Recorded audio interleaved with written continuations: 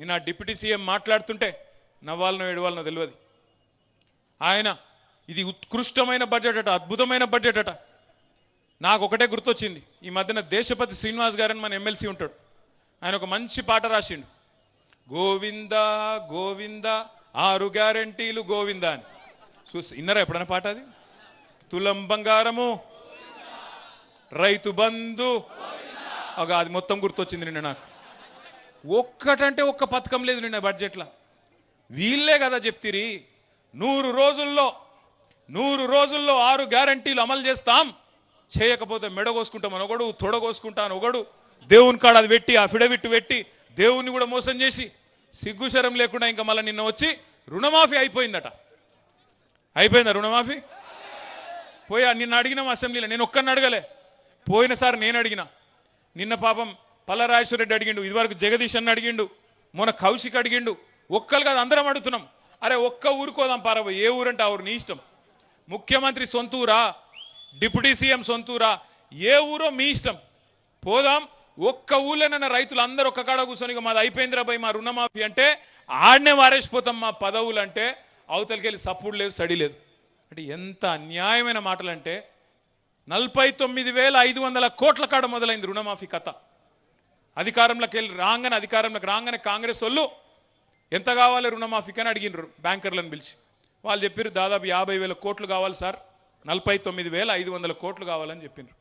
3వ రోజుకే ముఖ్యమంత్రి గారు మైకు పట్టుకొని ఏముంది 40,000 కోట్లు ఒక్క సంవత్సరం కడుపు కట్టుకుంటే కట్టి పారేస్తా అన్నాడు. నేను అనుకుంటే 2 ఆశ్చర్యమైంది నాకు.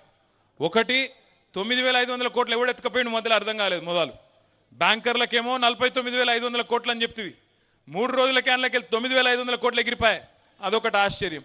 రెండవది ఒక సంవత్సరం కడుపు కట్టుకుంటే 40,000 కోట్లు వస్తాయట. ఇది మాకు తెలియకపోయా, 10 ఏళ్ళు ఉంటే కూడా మాకు తెలియకపోయా.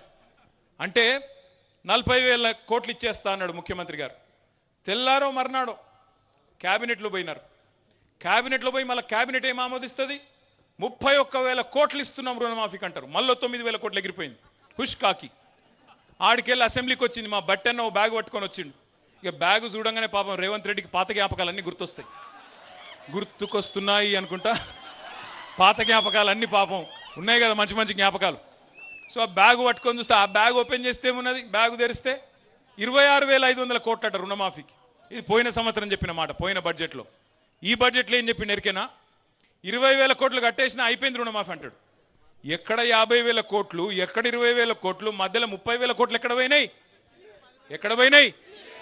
ఎక్కడికి? 40 సార్లు ఢిల్లీ పోవడం అంటే మామూలు ముచ్చట్న?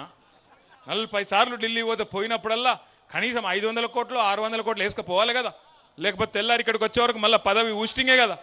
అవి ఆడికి పోతున్నాయి పైసలు. 30,000 కోట్లు రైతులు ఎక్కడ పోయినాయి అంటే టింగు అనుకుంటే ఢిల్లీలో రాహుల్ గాంధీ ఖాతాలా, ఖర్గే ఖాతాలా, ప్రియాంక గాంధీ ఖాతాలా అక్కడ పడుతున్నాయి తప్ప రైతు బంధు లేదు, ఏది లేదు.